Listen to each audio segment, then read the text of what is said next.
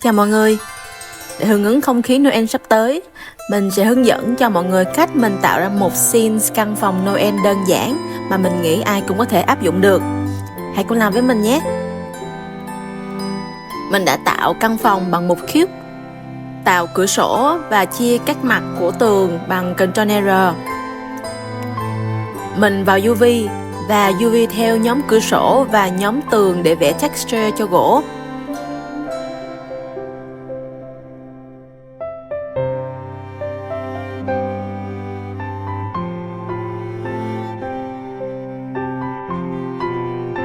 Đây là phần khó nhất với mình. Mình đã tô nền màu cho UV. Sau đó hạ Radius còn 1, đổi Fall Off thành Sharp, Stroke thành Line và vẽ phác thảo cho các đường gân gỗ chính trước.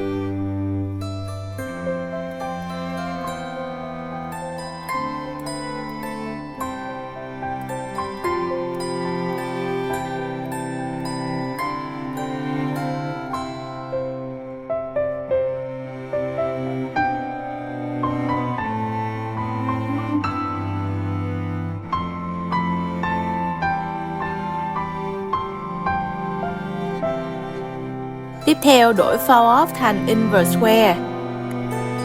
Hạ Strength tầm 250, tăng Radius lên 2, tăng Spacing thành 30 và Tutor thành 20. Sau đó, bắt đầu vẽ đè lên các đường vẽ khi nãy.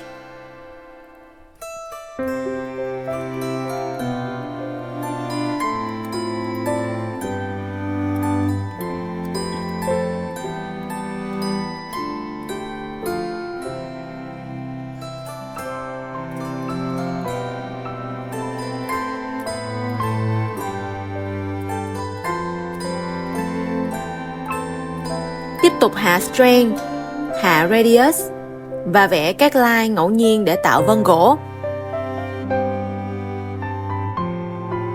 Các bạn cũng có thể tìm bất kỳ image texture gỗ phù hợp, nhưng vì mình không tìm thấy mẫu nào mình ưng ý nên phải tự tạo cho riêng mình.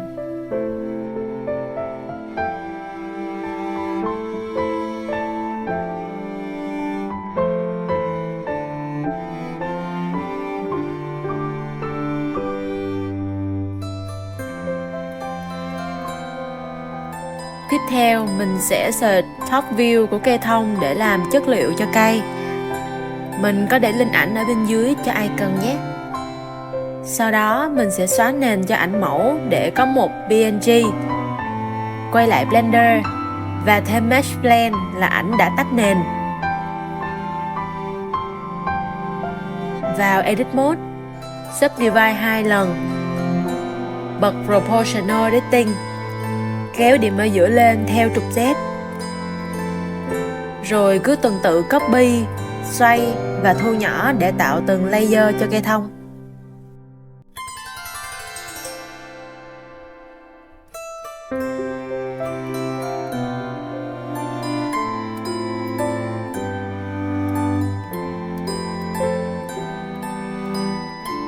Tiếp theo, thêm Curve Spiral Spheric, tăng Terms lên 7 hoặc 8, xóa một nửa của Spiral, sau đó Scale Spiral sao cho vừa với cây thông.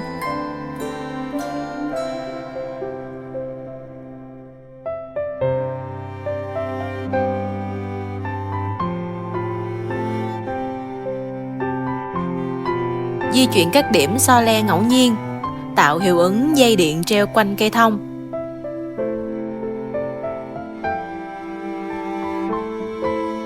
Shift A để thêm một sphere.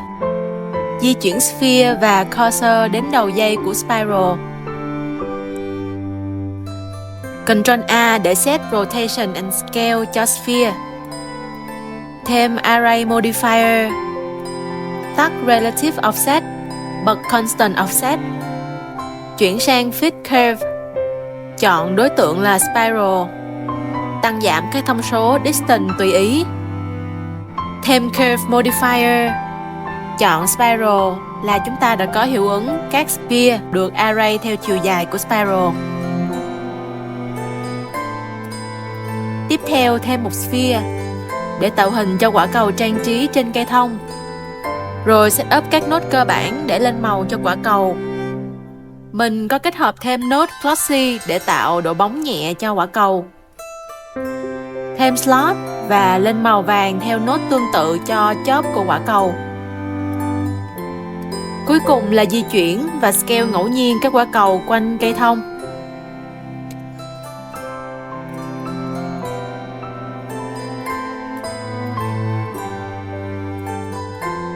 Với các sphere của dây đèn, mình sẽ lên màu vàng cơ bản, thêm emission và mix shader. Set màu vàng cho emission. Chỉnh strength tùy ý.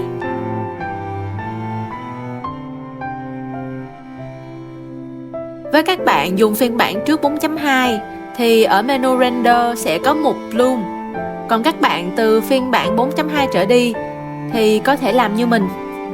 Vào composting, tick mục use nodes, shift A để thêm render layers, thêm output composite, thêm filter clear. Chuyển sang chế độ fog glow. Để thấy hiệu ứng thì phải về layout và set camera cho cây thông. Quay về composting, bấm F12 để thấy kết quả. Hoặc để tiện hơn, các bạn có thể thêm nốt output viewer để thấy kết quả. Bây giờ thì cứ thay đổi các thông số của Clear và Emission sao cho vừa ý. Tiếp theo, thêm Cylinder, chỉnh Vertices thành 10. Chọn select các điểm, scale vào trong. Vẫn các điểm đó, scale theo trục Z. Tiếp tục scale nhỏ lại, lật ngôi sao lên. Chọn mặt trước và mặt sau của ngôi sao. Chuột phải để thêm Poke Faces. Cuối cùng, chọn 2 tâm điểm và scale ra để tạo hình cho ngôi sao. Rồi cũng lên màu cơ bản. Vậy là xong cây thông của chúng ta.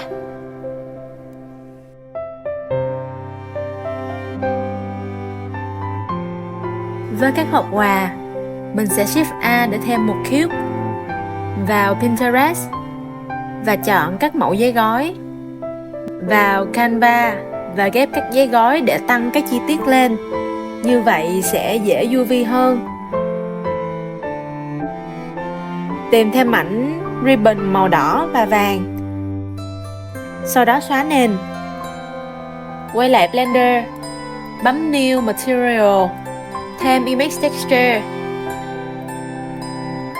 bấm Open và chọn các ảnh giấy gói. Tiếp tục Shift A để thêm Mesh Plane là cái nơ để tách nền. Thêm các loop cut, di chuyển các góc lên cao để tạo dáng cho nơ. Vào Texture Pen, vẽ các đường thẳng để tạo dây ribbon quanh hộp.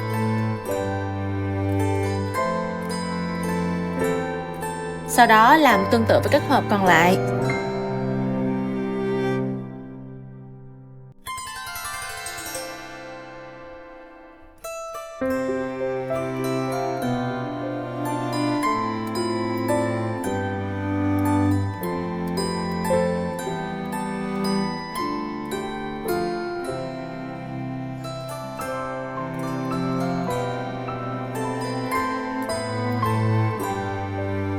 Tiếp tục thêm một mesh plane để tạo các phần trang trí cho cửa sổ và tường.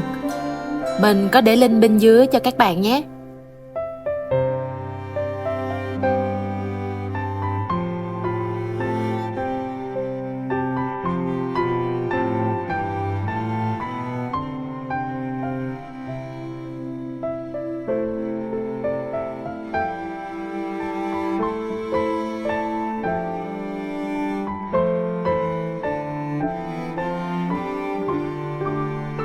Copy các sphere của dây đèn và gán vào các bụi cây trang trí. Sau đó set up đèn area màu vàng cho cửa sổ. Một area vàng nhẹ từ trên xuống. Một area từ bên hông. Một area ở góc 45 độ. Cũng tìm một ảnh tuyết rơi. Shift A để thêm ảnh. Đưa ra phía sau của cửa sổ. thêm một đèn trắng cho ảnh tuyết rơi. Thêm Array Modifier. Thêm Area chính diện. Một area trắng ở dưới ảnh tuyết rơi.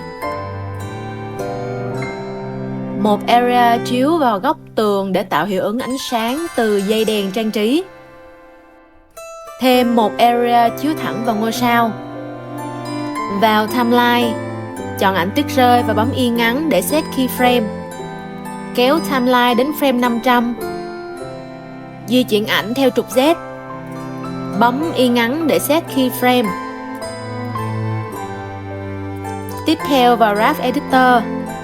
Bấm A để chọn tất cả các line. Bấm T, chọn Liner để chuyển động đều theo timeline. Và đây là kết quả. Cảm ơn mọi người đã xem hết video. Với bất kỳ câu hỏi nào, xin hãy comment ở phía bên dưới để chúng ta cùng giải đáp nha.